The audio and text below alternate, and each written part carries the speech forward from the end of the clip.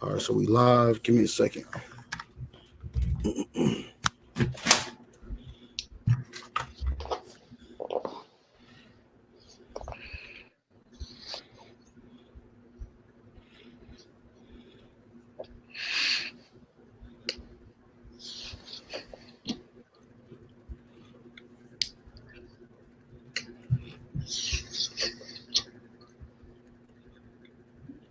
All right, we're gonna start off by giving all praises, honor, and glory to Yahweh, Yahweh, Hashem, Hashem, Yahweh Yahweh Shai, Shai, Hashem Hashem, Kodash. I say double honor to the apostles and the elders at Great Millstone for teaching His word, the truth, and sincerity, and for ruling well. And salutations to our fellow Akim across the four corners of the globe, preaching in the name of Yahweh Hashem, Yahweh Shai. And this is the brother Gabar Yahweh. The brothers God, and we're two of the brothers from GMS Hawaii, and we just got together real quick to do this sit down on the draft, man. Tonight's live lesson is entitled "The Draft is Coming Back," man, and it was inspired because today, the 3rd of January 2020, the year of prophecy. What all you saw was a whole bunch of memes about World War III and people basically panicking. You got Jakes out here talking about they're not going to go to war. They're going to find a way to get out. And you look at this generation now, they're not a fighting generation. The generations are old, like, World War I and World War II, or even a lot of Jakes that was in the Iraq war, including myself, which I didn't go for political reasons. I end up just happened to go to the war, man. I signed up to the military like a month before September 11th happened, but you had a lot of people signing up to go to war during that time because they thought it was a patriotic move. And you might get that same sentiment when this war fully breaks out. But a lot of those people that go to this war, a lot of those men that's going to die over there, and women, because you women getting drafted too, are going to be a lot of people that are drafted. Basically they're going because they of fighting age. And the draft age, I think I picked it up. Let me see if I can find it. Because they had the draft age for America right now as it stands, because they could also move it up. But usually they want somebody in fighting shape and in a prime of their life. So the draft age, it says the Selective Service in 1948, enacted in June of that year, created a new separate system, the basis for the modern system. All men 17 years and older had to register with the Selective Service. All men between the ages of 13 to 26 were eligible to be drafted for the service requirements. Okay, and that was in 1917. But let me see. Let's see if that changed. U.S. draft limit, age limit. So now it says right here, from 18 to 25 years old. What is the draft age? All men from 18 to 25 years old are required to register with the Selective Service system. Many young men check the box to register when getting a driver's license. Others sign up when applying for federal and student aid to attend college. And you don't really know that you're doing that. You just do it. But hey, look, that's the age, man. And that's the age for men and women. Because women are going to be drafted in this new war, man. This last Third World War. You got a lot of people making jokes, and again, the reason why we did this this video was inspired is because you saw a lot of that. You saw a lot of people making jokes about the Third World War. I was showing a brother a couple of videos that I had found on people making jokes about the war like this. Me and the boys, when we don't know how to use our kill streak in World War III. You got, hey, Iran, let's settle this old-fashioned way. You got niggas dancing, man, having a fucking dance off. He says, Army recruiter, what drugs have you done in the last year? All of them. And he says, you know what I'm saying? It is crazy because this generation love to do drugs, man. That's another thing, too. A lot of y'all you think that your drug use is going to prevent you from going to war. Listen, the standard is going to be so low for draftees, man. They're going to take drug addicts, man. They're going to take drug addicts. They're going to take robbers, murderers, whatever they can take, because that's how many people are going to die in this third world war, man. And it's in the scriptures, man. You got it, brother. Because remember that California forest fire? They started using prisoners to battle the fire. So why not do the same for a war, man? Mm-hmm. They'll tell you, hey, you want to get out early, or you want to, get some time knocked off, shaved off. They're gonna have a whole prison unit, man. Units of prisoners, man. And they just gonna mix them in. They don't care. That's what type of fight. That's where the type of war is coming, man. I'll keep playing this for a little bit more. Kobe says, and his daughter in the building breaking down. Me parachuting off a plane into the enemy's turf during World War III, which the enemy's turf is going to be all over, because World War III is not just going to affect these major countries like Iran, Israel, Russia. It's going to affect America too. So just because you ain't go to theater in World War III, don't mean you're not going to be involved in it, man. Because these Gurkha troopers, they're coming over here. Can you find that scripture where it says they shall not be able to pay them off with gold or silver, something like that?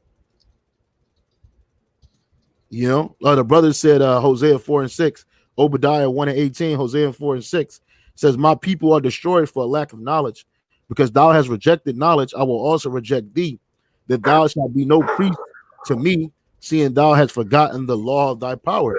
Yeah, and I will forget thy children. And that's what happened, man. And a lot of you Jakes, you're gonna die because you have lack of knowledge of Yahweh Shai. Had you turned back to Yahweh Shai, repentant, full, and sorrowful, Yahweh Shai would have had mercy on you, man. But a lot of you Jakes, you want to do your own thing. You want to remain ignorant. Well, guess what? You niggas gonna die, man. And a lot of you want this system. You want America to continue and to thrive. So there is going to be an operation Get Behind the Darkies. And you Jakes, man, you don't know that you're getting set up to ultimately be destroyed. Because when you go to this man's army, you're going to take the chip. But because you have a lack of knowledge of Yahweh Shema Shai, you're going to take that chip. You're going to take it. And like the apostles, they push that the chip is going to come before before World War III anyways. Yeah. And they show you on movies like that one DC movie with Will Smith in it. Oh yeah, what was it called? Suicide Squad. Yeah, that's what it was. They basically made the bad guys, slave through the RFID chip. And if they didn't fight, then they blew the shit up. Like the brother said, in World War II or in World War I, they had officers kill soldiers that didn't fight. So, same thing, man. If you don't want to fight, you're going to be considered a domestic terrorist. And bam, right on the spot, blow the chip up. What they call it? They call it something death. I forget what it's called. It begins with an M. The word begins with an M. But basically, a summary death, man. Yeah, summary death. So it's Isaiah 13:17. Behold, I will stir up the Medes against them, which shall not regard silver, and as for gold, they shall not delight in it. Right, and that's right, because verse 18 says, their bows also shall dash the young men to pieces. They shall have no pity on the fruit of the womb. Their eyes shall not spare children. So a lot of you women that's going to get knocked up to stop yourselves from going to the army, going to this military draft, being drafted into the Space Force, all that shit. Guess what? You're going to die anyway. Your kids are going to be destroyed anyway, because it's not going to be an easy way for you to get out. You're either way, you're going to lose, and again, these armies, they're not going to want silver or gold. They're just going to want blood, man. And so they're going to come to America, man, because traditionally these American wars are fought away from America. So your average everyday citizen, they don't really regard, what's going on, because it's not affecting them. They might got an extra job, or they might got some, extra time on some overtime. But outside of that, it don't really affect them. The Iraq War didn't affect them. World War I and World War II, it really didn't affect America. America got into World War II late. I don't even think they was in World War I. If they were, it was like it was a small role, man. It wasn't a big major role. Well, in World War III, can you get Revelation chapter 9? I'm sorry, Revelation chapter 11, verse 14, Baba Gashah. Oh, and World War III, it's going to be fought here in America. You got it, brother. Revelation 11 and 14. It says, "The second woe is past, and behold, the third woe cometh quickly." Right. And yeah, you got it, brother. And the seventh angel sounded, and there were great voices in heaven, saying, "The kingdoms of this world are become the kingdoms of our Lord, and of his Mashiach, and he shall reign forever and ever." God, yeah. And so the point was really in 14 is that the first woe is past, the second woe is past, and behold, the third woe coming quickly, man. And that's what's about to happen, And again, this draft is coming back because the majority of the soldiers, but right now, the UK, America, they're really suffering from a lack of troops, man. Because nobody wants to join the military, and on top of that, not only do they not want to join the military, a lot of these people, they're not fit for military service, man. Especially as young generation. Again, a lot of these youngsters, they got like felonies, like crazy violent felonies. A lot of these youngsters, they're on drugs. They're addicted to drugs. They're a lot of them are simple-minded. They're not in fighting shape. That's another reason why you're gonna lose this battle, man. Beyond the fact that Yahweh Shai is coming back himself to destroy all these armies, man. You got something, brother? Yeah, I kind of wanted to start up a bit in Isaiah the 13th chapter. Go ahead. You want me to? I'll open it up right here. Salakia. Yeah.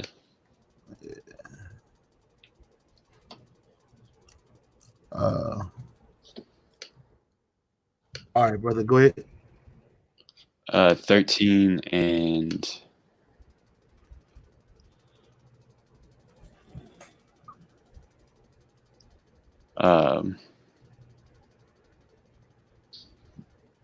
and about I mean, you can really start from the top. Yeah. God, this is Amos 3:1. The burden of Babylon, which Isaiah the son of Amoz did see, lift up a banner upon a high mountain, exalt the voice unto them, shake the hand that they may go into the gates of the nobles. Okay. I have commanded my sanctified ones. I have also called my mighty ones from mine anger, even them that rejoice in my highness. Yeah, because all these all these heathens are the Most High's tools for his weapons too, man. He's stirring up controversy. He's stirring up all these heathens against each other for war, man. That's right. The noise of a multitude in the mountains, like as of a great people, a tumultuous noise of the kingdoms of the nations gathered together. The Lord of hosts has mustered the hosts to the battle. They come from a far country and the end of heaven, even the Lord, and the weapons of his indignation to destroy the whole land. God. I'm sorry, you got it. I was just gonna say that's pretty much self-explanatory, man. God. And for y'all that don't understand it or that's new, those weapons of his indignation are those nuclear missiles, man. And the whole land that is coming to destroy is America. Because see, this Third World War, like I was showing a brother in a video, you got people talking about what they're going to tell their kids, what they're going to tell their kids after the Third World War, like it's going to be like the First World War and the Second World War was, and these other conflicts where you basically fought and you came back from those conflicts, man. He says, telling my grandkids what I did in World War III. I hopped out, I started shooting. Bow, bow, bow, bow, bow. Yeah, like that's not going to happen, man, because the whole land of America is going to be destroyed, man.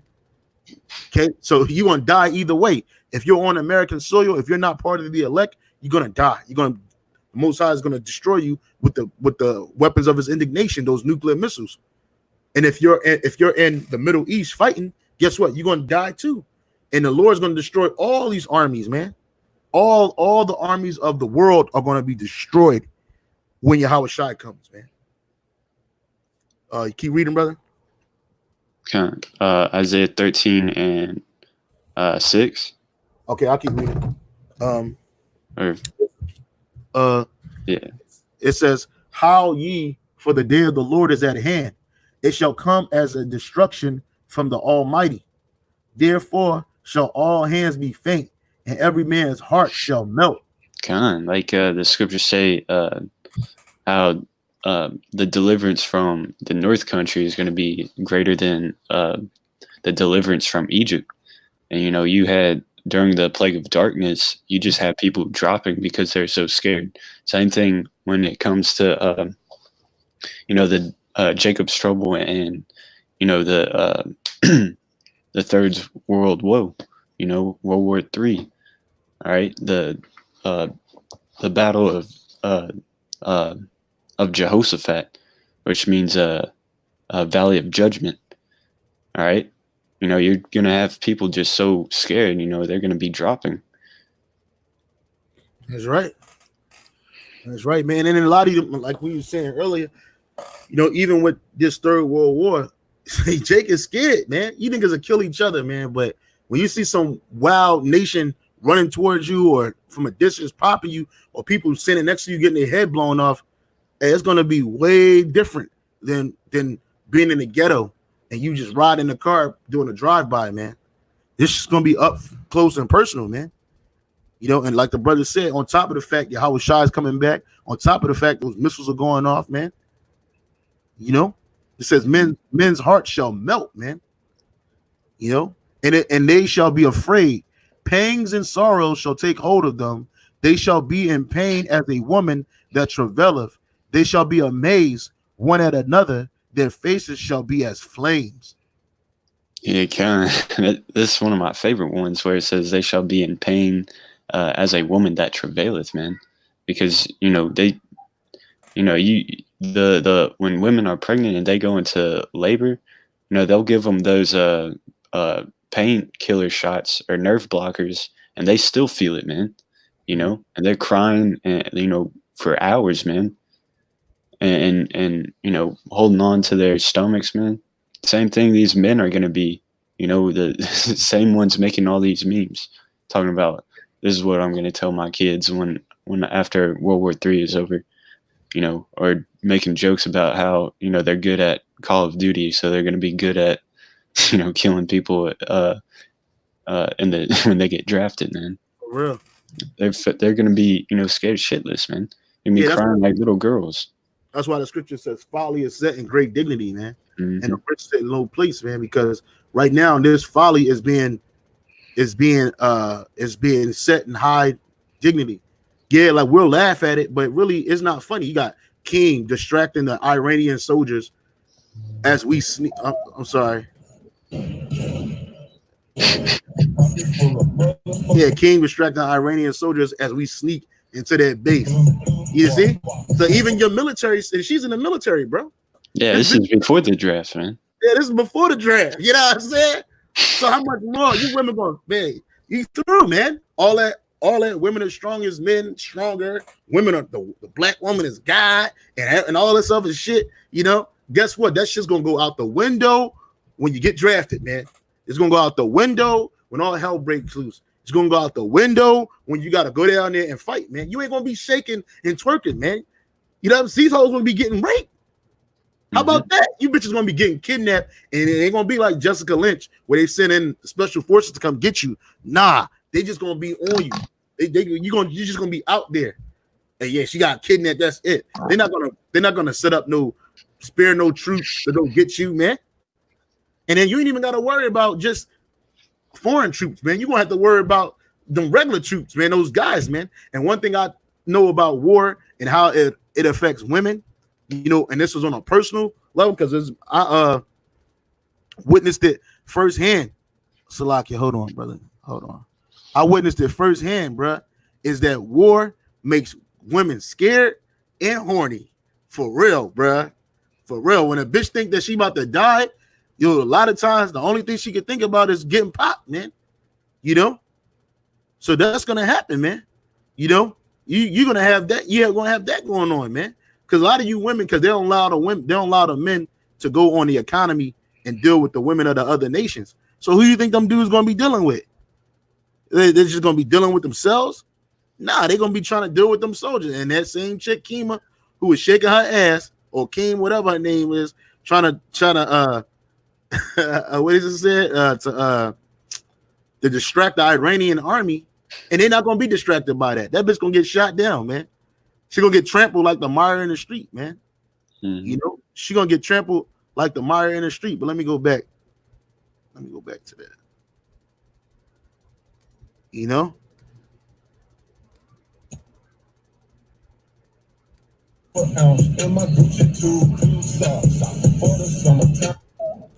He said, me, when a person I'm standing beside is blown away in World War III.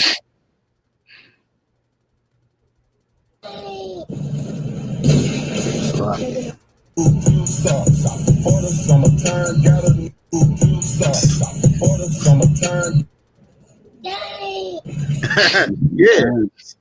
Like, dang, for real, it's gonna be like that. It's gonna be like that for real, man. You know? You want me to keep reading Isaiah, bro? I had a scripture real quick. I had a precept in Jeremiah 30:6. Ask ye now and see whether a man doth travail with a child. Wherefore do I see every man with his hands on his loins as a woman in travail, and all faces are turned into paleness. Yeah, and that paleness isn't talking about, you know, your shade, man. You know, if you say someone looks pale, that means, like, you know, they, like, if like today's terminology, they'll say, you know, you look pale, like you just seen a ghost or something. You know, they got that shook look on their face, man.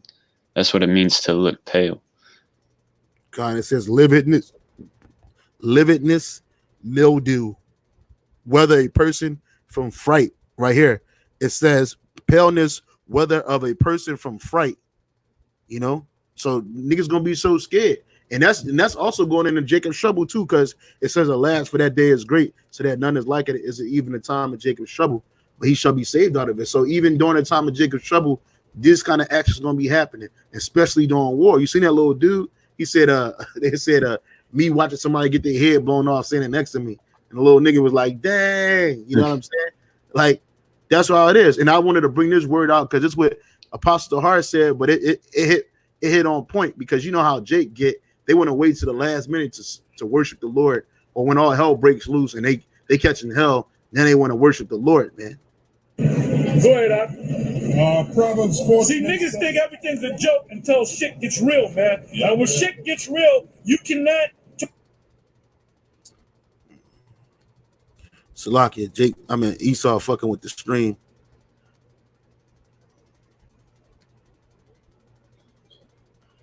Salakia. The hell is going on?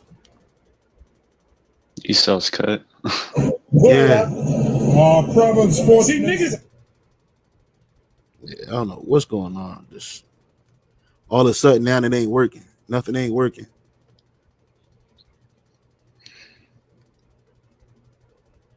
Salakia, brother, just bear with me, man. Okay. Go ahead, Proverbs 4. See, niggas think everything's a joke until shit gets real, man. When shit gets real, you cannot turn around and say now you want to be an Israelite and you want to cram and all that. Yeah, and that's right, man. Because niggas think everything's funny. Go ahead, Proverbs 4. See, niggas think everything. Yeah, I don't know what's going on with the stream internet. All of a sudden it ain't working right. But anyway, you get the point, man. You get the message, man. Is that niggas think everything's a joke until it ain't funny no more, man. And even being an Israelite, Jake want to get down, want to get right when all hell breaks loose. Now I want to be an Israelite. And then teach me everything I need to know about being an Israelite. I got all the time now. Nah, man, it's too late, man. You got to go to them that sell, man. You're not gonna get none of our oil, man. Mm-hmm. You're not gonna get none of our oil because see, had you been a part of the truth, had you been worshiping Yahweh Shema Shai, this third world war, it wouldn't get you scared. So like being the brothers, we not scared, man. We understand one that is going to happen. We understand right now, and this is not World War III. World War III has not started yet officially. You know what I mean? Even with all this drama with Iran and America. But you wouldn't know that if you would know that if you were a part of the truth, man. You would know that if you was calling on Yahweh Shema Shai, because the Lord said in Isaiah 33:6, it says, "And wisdom and knowledge shall be the stability of thy time, and the strength of salvation. The fear of the Lord is his treasure." Had you known to fear the Lord, you know that one, this is not a joking matter. It's not a laughing matter, and that's the problem with this generation, man. Niggas are just, everything's a game, everything's funny, everything's a joke. There's a saying, everything's funny till it ain't funny no more, man. Mm-hmm. Kind of the brother Tazakia Yahweh, he's posting the scriptures from Proverbs 1. That's the spirit, because I just had that pulled up too. But Proverbs 1:23, it says, "Turn you at my reproof. Behold, I will pour out my spirit unto you. I will make known my words unto you." And he's been doing this, through the apostles down onto the least brothers of Great Millstone, and even to these other camps, that are still preaching in the name of Yahweh Shema Shai and according to the correct doctrine for years now. Verse 24, "Because I have called and ye refused, I have stretched out my hand and no man regarded." And that's what you see now, man. Just Jake, not wanting to listen. Verse 25, "But ye have set at naught all my counsel, and would none of my reproof." Come. Now it is high time to awake out of sleep. Or sorry, verse 26, it says, "I also will laugh at your calamity. I will mock when your fear cometh." Because you're making light of the situation now. Making jokes about it now. But the Most High says, "I'm going to laugh at you when this day comes." Right. You don't want to take me seriously, but once it hits on your head, man, you ain't going to be laughing so hard, Right. Like, there's a bunch of scriptures on crying now and laughing later. Yeah. It says, "When your fear cometh as desolation, and your destruction cometh as a whirlwind, when distress and anguish cometh upon you." It says, "Then shall they call upon me, but I will not hear, or I will not answer. They shall seek me early, but they shall not find me." Man, that's cold, bro. Because yeah, that's it. Judges 10:14. That's the spirit. It says, "Go and cry unto the gods which ye have chosen. Let them deliver you in the time of your tribulation." Because the Most High has done this before. It's all throughout the scriptures over and over again. He'll send his prophets, try to warn them, and then, they take advantage of his time of mercy. And then he's like, "All right, F it. I'm going to let the enemy just F y'all up, man." He says, "Go and cry unto the gods and idols that you've chosen, man. Because you wanted to take my word for a joke." It's deadly serious, man. That's right. What's this? Yeah. Proverbs. Oh, did you want to say something? Oh, you got it, brother. You got it. I was just going to read the scriptures that you were go ahead and read it. You want me to start at 29? Yeah. Okay. Yeah. Proverbs 1:29, "For that they hated knowledge and did not choose the fear of the Lord." Yeah, and that's exactly what it is, man. Because the only thing that's going to keep you safe and stable in these times, man, that are coming, is Yahweh Shai, his word, man. The knowledge and wisdom and understanding, And you, Jakes, you hate knowledge, man. You love wickedness, but you hate the knowledge of righteousness, man. And you didn't choose the fear of the Lord, because the scripture says the fear of the Lord is the beginning of knowledge, man.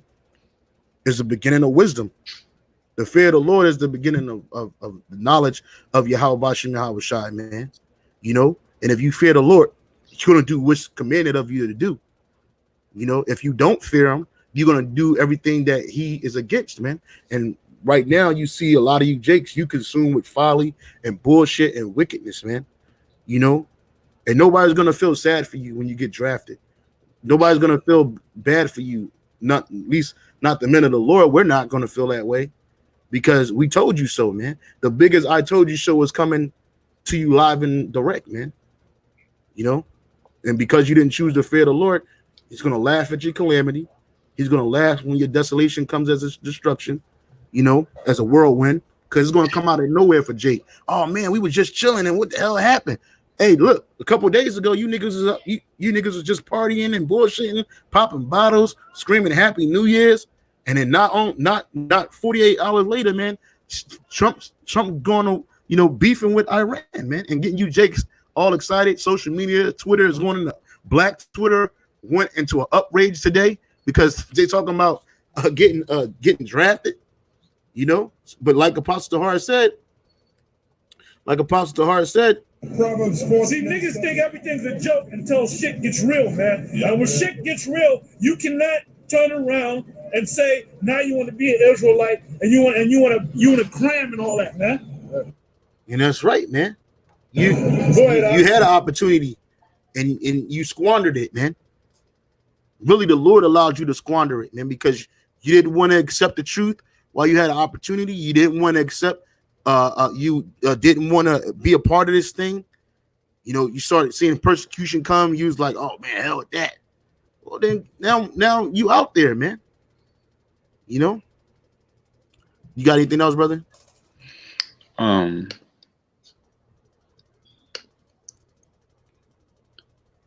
Yeah, Khan. I was gonna get Joel, the 3rd chapter. Yeah, I think hold on, brother. Go ahead and get it, brother. Khan. Joel 3:9. It says, "Proclaim ye this among the Gentiles: Prepare war. Wake up the mighty men. Let all the men of war draw near. Let them come up. Beat your plowshares into swords, and your pruning hooks into spears." Yeah, you hear. I'm sorry. It says, "Let the weak say, I am strong." And that's what these nations are saying. These weaker nations that were so-called weak economically and militarily, now they took all their money that they would use for their infrastructure, agriculture, to help their people. They taking it to arm up, man. North Korea, they say this guy Kim Jong-un, he's starving his people to get weapons, man. Why? And they're looking at America like, look, I'm strong. We got nuclear missiles too. They're buying nuclear missiles and technology from Russia. So hey, they're ready to go, man. Pakistan, India, Iran, you know, China. You know, a lot of these countries just a couple of decades ago were nothing. Now look at them. Go ahead. It says, "Assemble yourselves and come, all ye heathen, and gather yourselves together round about. Thither cause thy mighty ones to come down, O Lord. Yep. Let the heathen be weakened and come up to the valley of Jehoshaphat." Yeah, which is in a Hebrew, that's Yahweh Shabbat. It's just the judgment. It's Yahweh's judgment, man, or the judgment of Yahweh. And that's what he's going to do with all these armies in the Middle East. He's going to judge you. Read verse 3, brother Baba Gashan. Verse 3, Joel 3:3 says, "And they have cast lots for my people, and have given a boy for an harlot, and sold a girl for wine, that they might drink." Verse 2, Baba Gashan, Salaki. Verse 2, "I will also gather all nations, and will bring them down into the valley of Jehoshaphat, and will plead with them there for my people, and for my heritage Israel, whom they have scattered among the nations, and parted my land." And that's the reason. That's a major reason why all you nations are going to get judged, man. It's not going to be one nation on this earth that's not going to be touched by this World War III. It's not going to be one nation that's not going to be touched by the judgment. That's not going to be touched by the judgment of Yahweh Bashim Yahweh Shai. The only ones that's going to get that pardon is the elect of Israel. That's it. Everybody else is judgment season, man. Especially for you nations. And he gave a few reasons why. One, because you scattered his people across the four corners of the earth. And two, you parted his land, man. When you go to Israel, what's going on? You got that male and female army there. And then there's a conscript army. Well, guess what? Like, y'all not the Lord's people, because the Lord's people wouldn't be doing nothing like that. Y'all living in that land. Y'all split it with them Arabs. Y'all fighting tooth and nail to expand settlements, all kinds of stuff, man. You parted that land. And you Edomites, you took the choices of that land, and then you gave the bad part of the land to them Arabs, man. So the Lord's he's going to judge all you nations, man. Roundabout. I wanted to get into this article real quick. I had a couple of articles. You done with that, brother? Con, this is from time.com, and this is posted October 10th, 2019. It says, why bringing back the draft could stop America's wars forever. I'm sorry, could stop America's forever wars. It says, around Memorial Day each year, I take my children to Arlington National Cemetery. I've got friends buried there, and I think the best way to tend to their memory is to tell my kids the stories about them. Who knows? Maybe when my kids are grown up, they'll pass some of those stories down to their own kids. I try not to take them to the Memorial Day itself, as it is packed. So usually we wind up there after school the week before. 2 years ago on our visit, a detachment from the old guard, the ceremonial troops who worked at the Arlington, was lined up in formation behind riderless horses and Cassians. My kids asked me what was going on, and I explained that the soldiers were being prepared for a funeral. As I told this to my daughter, I caught myself staring across the Potomac toward downtown Washington, observing the indifferent afternoon hustle. A sadness came over me, but I was with my kids, so I shook it off. We visited a few more graves, and I told them a few more stories. Then we left. On the drive home, my daughter asked me if someday she would have to fight in the war. Only if you want to, kiddo. I answered, but could feel my response stick in my throat. I then glanced at the rearview mirror, and a little sliver of her face that was just her eyes, and I watched as she tried to understand the difference. In 2019 marks the first year someone born after 9/11 will be eligible to enlist in the armed forces to potentially serve in Afghanistan or another theater. In a global war on terror, never before in our history has any American been able to fight in a war that is older than they are. Currently, our civil military divided is arguably as wide as it has ever been. The burden of nearly 2 decades of war, nearly 7,000 dead, and more than 50,000 wounded has been largely sustained by 1% of our population. From the Somalia to Syria, American forces are engaged in combat.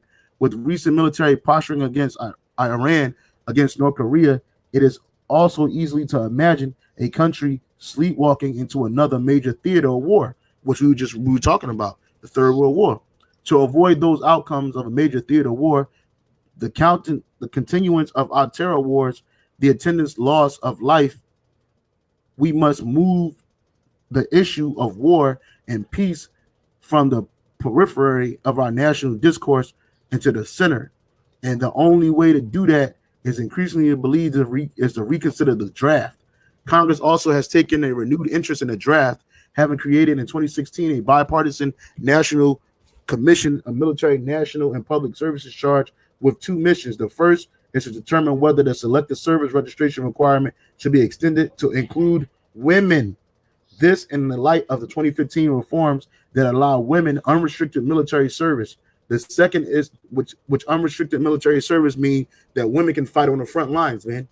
You can fight in combat units, man, or you can join combat units and have to fight in them shits too. And I was in the army. Them combat units are nasty, man. Them Edomites that be sitting in them tanks, man. You talking about having a woman in a tank and they're going to destroy her, man. You know what I'm saying? She got to be dirty. You want to be filthy. Oh, it's bad, man. She gets on a rag. It's going to be terrible, man.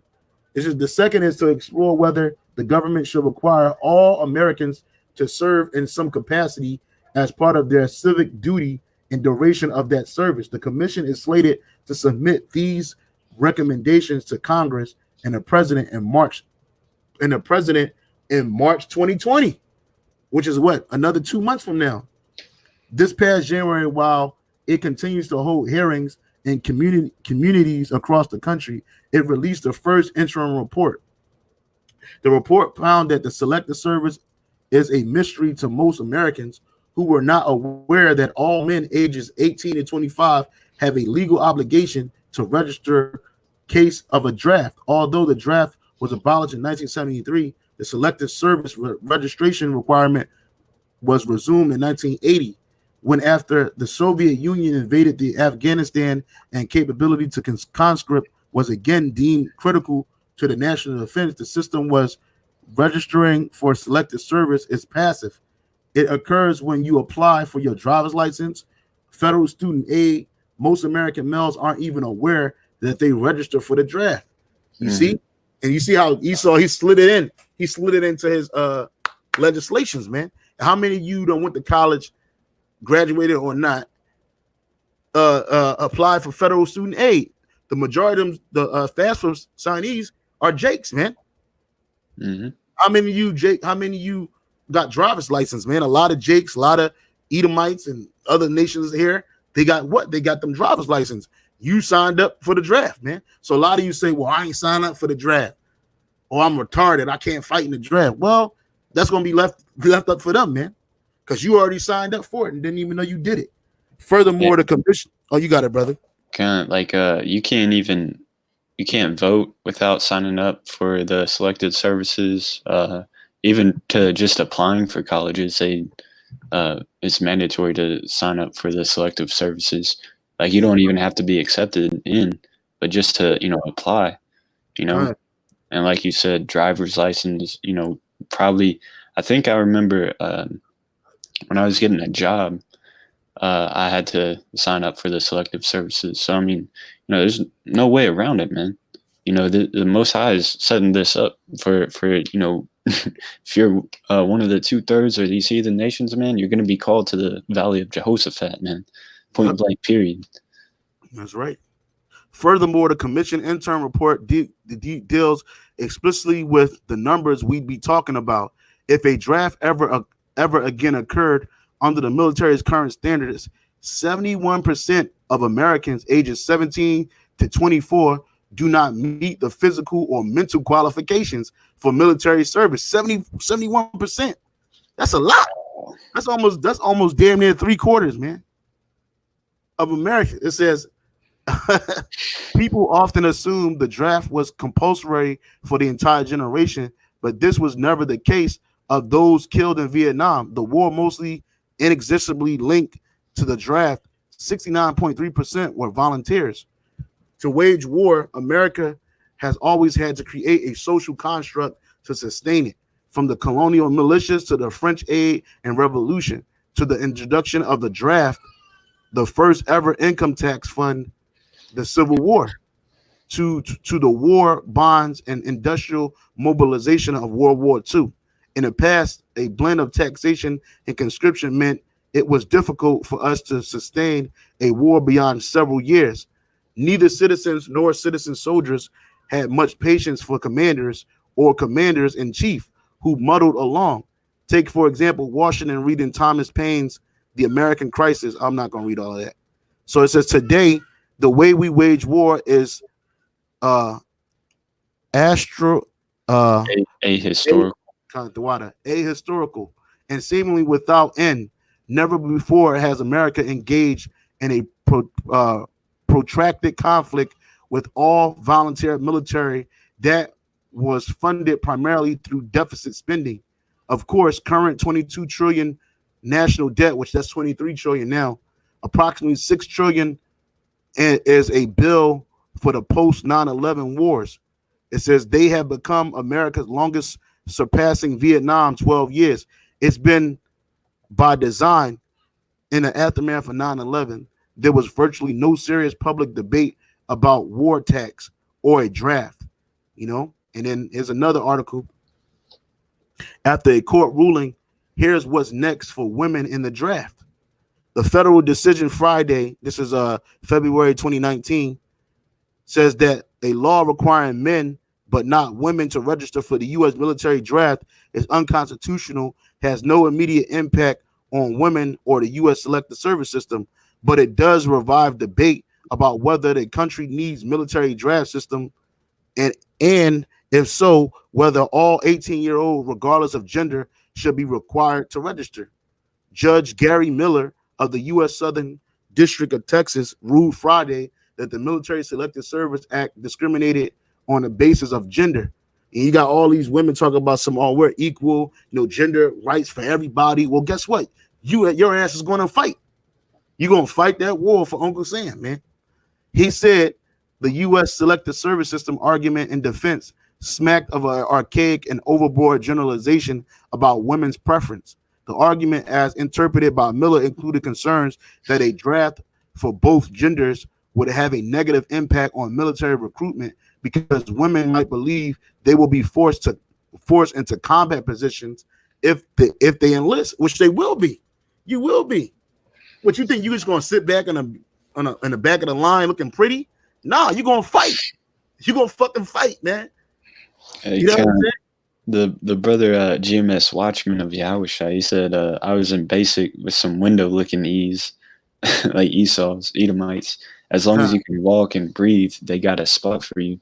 So that's right. Man, like you try to play that role of, I'm not physically able. Man, they'll put you on artillery, man. Drive a Humvee. You got a driver's license. You're qualified. Get in there, man. Get in there. That's right, man. That's right. It says, at its core, the defendant argument rests on the assumption that women are significantly more combat adverse than men. Miller wrote, the ruling does not order the federal government to change its policy on who must register, nor does it make any recommendations to the Congress, which would have to change the laws governing selective service systems to require women to sign up. And then it says right here, women may soon, this is published of March 4, 2019, women may soon have to register for the draft. It's long overdue because you already got women in service anyway. A federal judge ruling last month that the exclusion of women from selective service registration is unconstitutional has returned an age-old debate to the forefront. Does making the military more inclusive threaten military preparedness? Critics have long, and I'm not going to read this too much, but critics have long alleged that integrating formerly excluded groups into the military advanced social equality at the expense of military efficiency. The basic claim has been used repeatedly throughout the U.S. history to oppose women as well as African American, which they let niggas sign up to the military now, and women, but African Americans and LGBTQ Americans serving in the military, never mind compulsory service. But each of these cases, the fundamental premise behind the charge has been 100% false. Drafting women cannot turn the military into a social experiment because the military has always been a social experiment.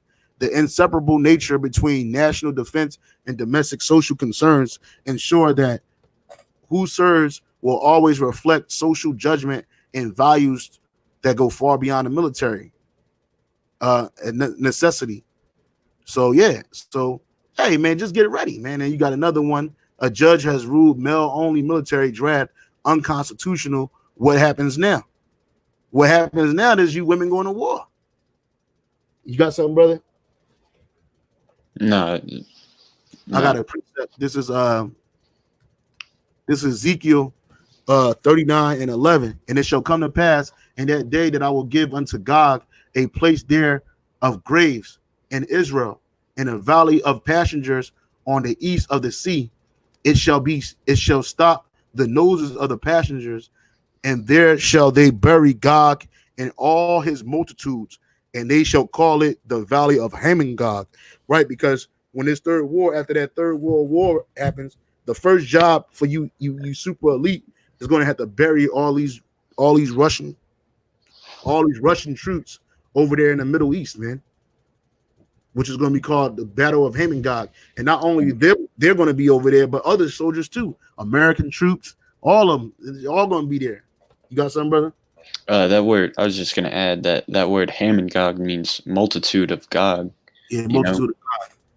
because it's gonna be known like, oh, this is where these people of God got effed up, man, and numerous multitude, man. Yeah. In 7 months shall the house of Israel be burying of them that they may cleanse the land. And we not gonna bury shit. You heathens gonna do it. All the people of the land shall bury them. It shall be to them a renown that day that I shall be glorified, saith the Lord power, Yahweh by Shem Shai. And they shall sever out men continuing employment, passing through the land to bury with the passengers those that remain upon the face of the earth, to cleanse it. And after the end of 7 months shall they search. And yeah, you got it.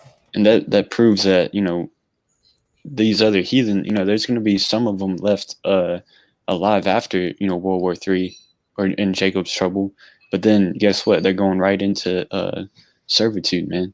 We're going to say, hey, man, get to digging, man. Dig these bodies. That's right, man. And it says, and the passengers that pass through the land, when any seeth a man's bones, then shall he set up a sign by it till the buriers have buried it in the valley of Hamongog. Mm-hmm. Yeah. And whose job is that going to be? You super elite, man. You Rothschild, you Rockefellers. You're going to be getting hot, man. You're going to be getting hot. I got another scripture, brother. Isaiah 3:25. It says, I'll start at Isaiah 25. It says, thy men shall fall by the sword, and thy mighty in the war. Which war is that? World War III. So and her gates shall lament and mourn, and she being desolate shall sit upon the ground. So you women, the women that's left here in America, because there's still gonna be women here in America. Not everybody's going to war, but a lot of your men, they're gonna die in the war, man. And you're gonna sit on the ground and you're gonna lament because nobody's gonna be there to defend you, man. And then that's another reason why the next scripture, Isaiah 4:1, and in that day 7 women shall take hold of one man, saying, we will eat our own bread and wear our own apparel. Only let us be called by thy name to take away our reproach, man. And that one man is going to be a man of the Lord, man. A lot of you women, you're going to be ready. You're going to be on the market, man. And it ain't going to be like no goddamn Tinder slide. We're going to take you out to eat, and we're going to seek your approval, bitch. You're going to be seeking our approval, man. Because we're going to be the pick of the litter, man. The Lord said he's going to make a man more precious than fine gold, man. 1, it ain't going to be no competition for us. And 2, it ain't going to be no competition because we're going to be spiritually endowed. 3, you know what I'm saying? You women going to see that the Most High is with us and protecting us, and you're going to try to latch on, man. God, and like I was telling the brother before, that's another way to dodge the draft if you're a woman, is if you're pregnant, Yeah. So, I mean, you're going to have midgets be looking to get pregnant when that draft comes. Yeah. Mm-hmm. Or if they do get drafted, they're going to be like, man, I got to get pregnant. I got to get knocked up before that happens. So you're gonna try to escape the draft through pregnancy, man. Let me see if they got anything on the line about that. Escape draft. Because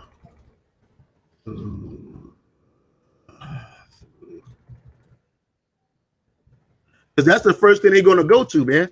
They're trying to get pregnant. Yeah, here we go right here. Questions for the Pentagon about drafting. About drafting women, man. This is from 2016.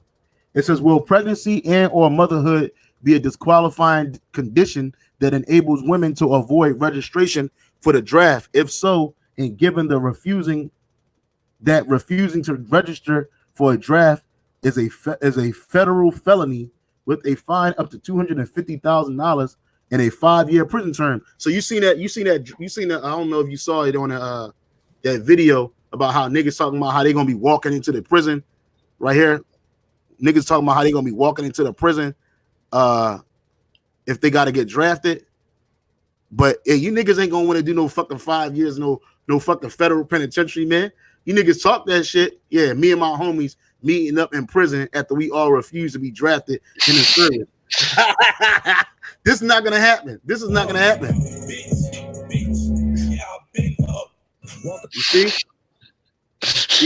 Yeah, I say, you see how niggas you acting and shit? Yeah, me and my homies meeting up in prison after we refused a draft. You niggas don't got no integrity like that to refuse no draft. It's 5 years. That's a long time to get booked, man. Mm-hmm. You know what I'm saying? And you still gonna die because you're gonna have to chip and America's gonna be destroyed anyway. You niggas gonna be like, I'll take my chance with the gun. You know what I'm saying? It says, what will the penalty be for a woman who intentionally get pregnant to avoid registration for the draft? And how will military authorities know when a woman did so? Similarly, once a woman is drafted and inducted, and knowing the military occupation specialties might not be voluntary, how will military authorities stop her from getting pregnant to avoid combat or any other hazardous duty? Because these bitches are lazy. You don't want to do shit. I was in the army. You hoes are lazy, bro. You bitches are lazy. A lot of you hoes got promoted.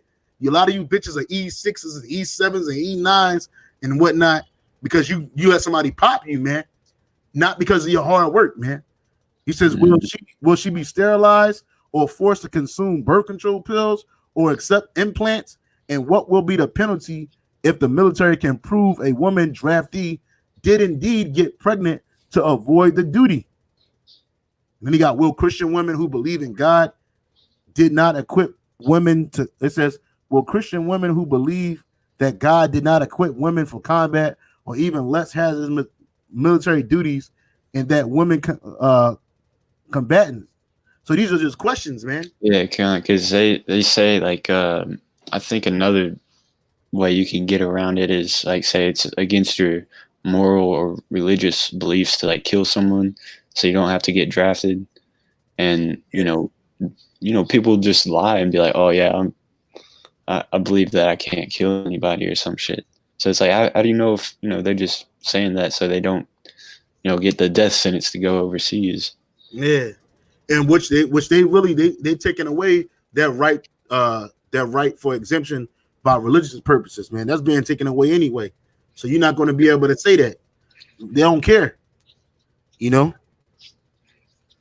that might be another reason why some of us may have to get thrown in prison, man, because we're gonna refuse to go to the fucking. We're gonna refuse that. We ain't drafted up. Fuck that. We'll wait on the Lord. We'll wait on Yahweh Shai. You know what I'm saying? A lot of brothers might have to go through that situation. I never thought about it until now. The Spirit just had me think about it. Like, when that draft comes, brothers ain't going to the motherfucking draft, man. So brothers are either going to be on the run or moving around, or some of them might get booked. But hey, the Lord said, hold fast that what you learn. Matter of fact, I'll get it. I don't know. Paraphrase it. Revelation 2:9, man. Just in case. Revelation 2:9. Brother said they got me signed up for selective service. Yep. Yeah, it's all good. Hey, I'm signed up too, man. Like it, but I trust in the Lord that He's gonna deliver me out of that. That's right. That's all there is to it, man. That's right. Revelation 2:9. I know that works in tribulation and poverty, but thou art rich. Oh, I'm sorry, 2:10. 2:10. Verse 10. Slakia. Revelation 2:10. It says, fear none of those things which thou shalt suffer, including the draft. Behold, the devil shall cast some of you into prison. That's what's going to happen if you avoid the draft, that ye may be tried. That's all it is, a trial, just to see if you're going to, say, hey, nah, I'm not doing that. I got certain beliefs. I believe that's the valley of Jehoshaphat. I believe that, I got to wait on the Lord to straighten things out. And you shall have tribulation 10 days. That's just a certain amount of time. It could be 10 or it could be, more. It could be some months. It says, be thou faithful unto death. So no matter what comes, man, if you're still alive, you still got to hold your faith. It says, and I will give thee a crown of life. That's the reward, you're going to receive if you just, stick to Yahweh Shai. No matter what what is thrown at, man? A draft. If you see a nuclear missile threat on on the way on the news, hey, like this brother did, man. You know, when this brother that's on the live stream right now, he could tell you about it. You know, he got an alert on his phone saying that ICBMs were coming to Hawaii. And what'd he do? He remained faithful, man. You know, that's the spirit that you got to be in. If, you know, Esau says you get drafted, if you get thrown in prison, if you're getting painted like a domestic terrorist. So what, man? If you're doing the right thing, man, and you're, you know, remain spiritual, hey, the Most High, you know, isn't blinded to that fact, all right? The Most High isn't convinced by, you know, whatever fake news that Esau puts up, man. If you work things out with Yahweh Shem Shai, you're going to receive that crown, baby. That's right. That's right, man. And that's the thing, man. You know, with the draft coming back, hey, we ain't got to worry about these things, man, because we got Yahweh Shem Shai, which is our sure thing, man. It's our sure power, our sure mercy, sure mercies, you know, and the Most High is going to be with us, man. You know, because we got a lot of brothers that are war age, you know, that's war age, you know, that's between 18 and 25, man. But hey, the Lord's going to be with us, man. You know, that valley of decision, that's for 2/3, man.